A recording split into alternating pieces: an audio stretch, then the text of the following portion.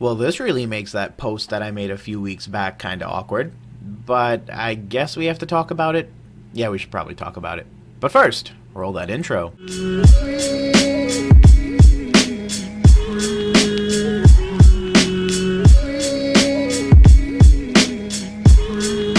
Hey, Gengar Gang, what is going on? My name is Ryan, this is the Analytic Gengar, and welcome to another video. In today's video, we talk about news that has recently broken that Logan Paul's $3.5 million box of first edition base set Pokemon booster boxes might be fake.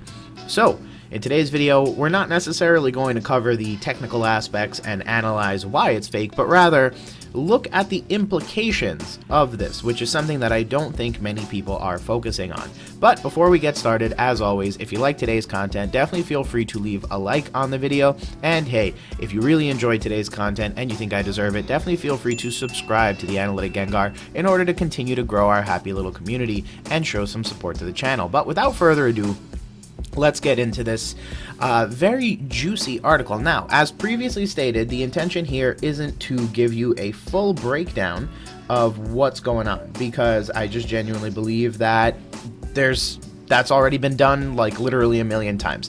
If you are looking for the original video, I will have it linked down below. If you are in need of a really good video that analyzes things from a technical perspective, I recommend Tukanto's video on the topic. He did a really good job in like 8 minutes of summarizing a 40-minute video. So if you're on a bit of a time crunch, I definitely recommend checking out that video. Again, will be linked down below, and I should try to have it up in the card. And then, on top of that, there's also a PokeBeach article that also does a good job. I will, in this video, provide to you a super high-level, super quick summary of everything going on, but I do want to spend the majority of this video speaking about, honestly, more important things that this box and this entire incident imply, and more importantly, kind of signal to the larger Pokemon TCG community at large. So, first things first, let's take a look at the box real quick. So this is the box of cards that that Logan Paul purchased for $3.5 million. Obviously, that comes out to about $580,000 per box. Mind you, there are 6 sealed first edition base set booster boxes in this box right here. So, what's the deal with this? Well, long story short, there was a seller on eBay who popped up out of thin air with no feedback, and he literally says, hey, I have this box for sale, hoping someone will buy it. Long story short, he tells a bunch of different people on eBay different stories about an estate sale he bought it at, how he found it in an attic, and although there's a little bit of flexibility we might be able to afford, maybe you bought the house in the estate sale whose attic you found the box in, things just really didn't start seeming sensible or even legit at that point. There were other sellers, or buyers rather, who wanted to go out, take a look at the box, inspect it firsthand. They also didn't have a opportunity to do so because, again, the person would not want them to come out. And then there's also just the raw fact that why would you sell something so rare, possibly one of a kind, on eBay when you should be going to probably one of the auction houses in order to get some more, security around the sale of the item. Typically, while eBay is great for smaller items, something so rare and one of a kind is probably going to require the, I'll call it, artistry of a auction house. And normally you wouldn't see it pop up on eBay unless it was, back in the day with PWCC or something of the sort. So that is the story behind this box. The other part of this box is just looking at the box. So bear in mind, these blue watermarks are part of plastic wrapping that is currently shrink wrapped around the box, but everyone is really focused on this label right here where my mouse is. So a couple of things. This is a thermal printed label, which means it's kind of like a receipt that you would get at a store. If you know anything about receipts, they fade over time. That's just the way the technology works. It's not ink on paper. It is a burning that is done by a laser. So because it's printed the way it is, this tends to fade over time, and this is in really good condition for potentially one of the oldest Pokemon collectibles in the English hobby. So that's one red flag. The other red flag is the barcode, which doesn't match the UPC, or whatever the appropriate term is. And then the other thing is that Gary, aka King Pokemon, has one of these boxes. It's opened, but the label is still intact, and ironically enough, the number up here does not match the number that is on his box. So for a variety of reasons, there are a lot of people pointing to the fact that this is not a legitimate box. This box may have been, let's just hypothetically say, a shadowless box or a base set regular box, you know, not anything fancy, so just unlimited print. And whoever was doing this basically just managed to replicate this label pretty much perfectly, stick it on the box, and that's how that this box has come into the market. Obviously, it's good enough of a fake that it got past the Baseball Card Exchange Inc., which apparently got their hands on this box and sold it to Logan Paul, and that's where we currently find ourselves. So what does that mean for the hobby at large? Realistically, that's where I want to spend the majority of this video. And as you can see, this article, waxes and wanes about a variety of different things. Here's the Twitter post, and of course this link will be down below should you choose to check it out yourself. And this article does a really good job also of getting you some additional detail regarding many of the different aspects of the box, and gives you even some more story behind the box, which is pretty neat. So one thing that I wanted to talk about immediately is the high level of scrutiny that Logan Paul faced for this purchase. And hear me out. This is an opinion, might be a little controversial. Hope you guys don't take my head off. If you do, please keep it civil down below in the comments. I bruise easily. Thanks. Now, the genuine truth of the matter is, anyone else would have purchased something like this, and no one would have had an issue with it, no one would have had a problem with it. There would not have been such a high amount of scrutiny and a high amount of suspiciousness around this item. But the minute Logan Paul does it, everyone's literally going after him, fire and brimstone, fire and fury, trying to find something wrong. I don't necessarily think that's wrong, I don't necessarily think that's right. I just find it ironic because Logan Paul literally builds a table nowadays, and there's a news article about it. So of course, when he makes such a large purchase, it's going to cause some news. Genuinely speaking, there are probably some other big players in the game who've made equally record-breaking, but perhaps not the same dollar amount type of sales or purchases, and they haven't received this level of attention and this level of scrutiny. The reason I bring it up is because not everyone benefits from the conversation and the dialogue that occurs on the back end. So just as an example, I go ahead and buy $100,000 worth of trading cards, and no one cares. More importantly, no one can share or point out or help authenticate this stuff. Logan Paul does it, and people immediately want to prove that it is fake, it is some sort of knockoff or counterfeit, etc., etc. So that is something to think about, right? I'm not necessarily saying I wanted anybody's help. I'm not saying anybody deserves anybody's help. It would be nice if as a community we came together and did that for one another, but it's certainly not the way that the world works, and I get that. But the genuine truth of the matter is, me being an optimist aside, that the only reason this is receiving so much attention is because, one, it's $3.5 million, and two, it's Logan Paul. And that's just the genuine truth of the matter. And I genuinely think that if people are willing to put this much investigative research into one item, hopefully, and I might be ignorant of this, but hopefully there are people out there, whether it be on Reddit, 4chan, E4, YouTube, etc., that are willing to help and lend their expertise to other buyers and sellers who might be transacting for a little less, or might just genuinely be in need of their expertise and aren't just on a vendetta to gatekeep Logan Paul. All that said, if you are one of those people and I can help you in any way, shape, or form, definitely feel free to reach out to me. My Gmail is always down below in the description, and my Instagram is also down below in the description, or you can just leave a comment. Any way you choose to do it, I will certainly try to help if I have the level of expertise that I can help, and if I can't, I will try my best to connect you with someone who is able to help, whether it be you have questions about the authenticity of an item, etc., etc.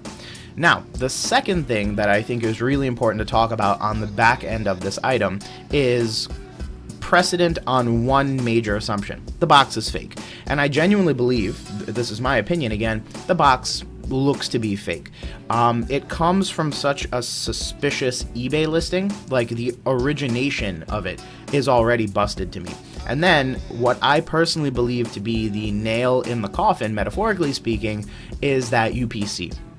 Because I have boxes from 2010, from Generation 4, from like the Heart Gold, Soul Silver era. And the printing that is on the label has almost faded to the point that it is not readable in moderate lighting. So that's from 2010. This is from the 1990s, and albeit the late 1990s, we're talking about an additional 10 years that the printing would have had the ability to fade. So the fact that the label is as bright as it is, and the fact that there is an odd amount of like weird characteristics around this particular label that people keep pointing to, I personally would not have purchased this box. Now, for Logan Paul, $3.5 million probably isn't a lot, probably isn't that deep, but it's kind of like that $10,000 Crystal Guardians booster box that's online right now. It looks really good because you think it's a great deal, but if you delve a little bit deeper, there's enough red flags to keep you away there. And just for everyone's awareness, if you click on this eBay listing, there's only one photo. The seller kind of popped out of thin air, and then on top of everything else, there is a comment about starting bidding at $10,000 when it's in fact buy it now at $10,000. So there's enough there for me to stay away from that box, even if it is very tempting, even though I know I'll have eBay's buyer protection. And honestly, the same is true here. You know, it's an order of magnitude larger. It's not thousands of dollars, it's millions of dollars, but the same is true. I don't think anybody works for their money and then turns around and says, you know what I'm going to do? Just outright waste it. Even if it is a drop in the bucket for him, it's still enough that I just genuinely would not have purchased this. Now, all that said, there is one thing that could have happened that could have prevented this, and that is authentication. This entire episode, this entire incident, this entire thing only goes to point out the fact that we in this hobby are in dire need of sealed vintage item authentication. And that's tough, and that's crazy, and that's hard, but the person or the people who put their minds together and do this stuff on an official level will probably be meeting one of the most drastic and dire needs of this hobby right now. The way I think about it is I continue to look at the sports hobby in order to kind of get an indication as to where we are in the Pokemon TCG hobby. Bear in mind, sports have been around a lot longer as an organized trading card game. Sports have been around a lot longer from a collectibles perspective.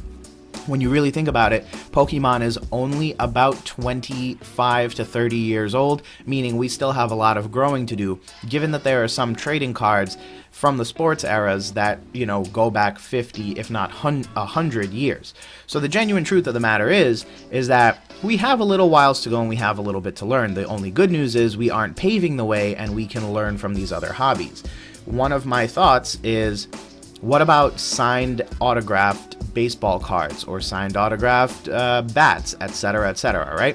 Those are items that are very non-standard. They can change from player to player, and they behave differently than a trading card does, right? The closest we have right now is in the realm of trading card singles distinctly, and what we're able to do is grade those cards with PSA, BGS, CGC, etc., and we're able to then determine authenticity and condition of the card based on the grade of the card and the fact that it was accepted for grading. So that's the only area in our hobby that currently has a standard authentication and grading condition process. So the genuine truth of the matter is that if there existed a company that either exists now or will exist in the future that could look at this item, use all of its, capacities to certify this item as authentic, and then perhaps, if I'm not asking too much, grade this item on a scale of 1 to 10 or 1 to 100, etc., there is a high level of demand that I think that company will meet. Honestly, the person or group of people who put their minds together and get that done, probably going to be millionaires in the first year. All that said, it's not as easy as I make it sound, because you need to have a high level of credibility. My argument is that the same set of detectives that did the work for Logan Paul should probably put their brains together and decide to do a little bit more and organize around this and do this on a more established basis. And that kind of goes back to my point a little earlier on, because again, Logan Paul benefits from this at the end of the day. Ironically enough, and they're setting out to prove this box fake, he's probably getting a $3.5 million refund, singularly based on the amount of news that this entire thing has generated. So ironically enough, he benefits from this. The rest of the hobby should equally benefit. For someone who's so hated and so maligned, a lot of people pay him a lot of attention and have inadvertently saved him a lot of money. And I think anyone reasonably would agree with me, $3.5 million is a lot of money for any individual, regardless of wealth. So the genuine truth of the matter is, if not those people, then some people should put their minds together and create some sort of grading process and authentication process around this. And no, it shouldn't be, baseball cards exchange. They're not in this hobby. I don't know what they do. I've never even heard of them, frankly. And all I know is that they should not have been the people touching this box and authenticating it, because it looks like they did a pretty crappy job at that. Genuinely speaking, it should be people who've been in the hobby long enough to see and know, people with established expertise in particular areas, and people with a good eye for fakes, so that these people can come together and maybe they can't 100% authenticate it, but they can at least issue some sort of statement that says, in my opinion. And this is happening at a very small level in the auction house area. So many times you go to the auction house, you list an item with them. The first thing they do is authenticate it. And although they don't issue a certificate of authenticity, unless it's something that already has an established grading process, like an autograph, like a baseball card, etc., what they will do is say, in our opinion, we believe this to be a legitimate item, blah, blah, blah. And so I think if that were unified and sort of solidified across the hobby, sort of like a PSA graded box or a PSA graded something or the other, then people would be a little bit better off at this. And again, I think the major gap here is experience. There are a lot of people who don't know what they're doing, who claim to know what they're doing, and there are a lot of people with very big mouths or large channels that, again, claim to have some sort of expertise, but all they can really do is spin their wheels. I think that's equally one of the major needs of this hobby, but also one of the greatest risks, because the idea of authority and competence has kind of declined over the past couple years. We've seen a lot of people come in. I mean, hey, even this YouTube channel, I will freely admit, only started in 2019. So unless you have a way to prove your time in this hobby, your experience in this hobby, etc., there really isn't much of a way to know who's competent and who has the authority to genuinely make a decision about this stuff. So, ironically enough, it is not only one of our greatest needs, it is also one of the greatest risks to this hobby that currently exists, because we'll have a lot of false prophets claiming that they have the ability to authenticate product, when in reality, the only thing they can authenticate is a cardboard box and not even look at the label. But with all that said, friends, thanks again for checking out another video. I hope you enjoyed today's video, and if you did, hey, leave a like and subscribe to join the Gengar Gang. Best way to start off the new year is to help out a small content creator. Of course, there will be videos this week. Sorry, ironically enough, many of my videos got corrupted somewhere along the way. So, video on Thursday, and then this Saturday, the first of 2 collection videos. So you guys will finally get a chance to see some of my high-end products. So everyone get ready to see my perfect mint condition Fusion Strike booster box, because that'll be fun. But with all that said, friends, thanks again for checking out another video. Have a great day, and we will talk soon. Peace.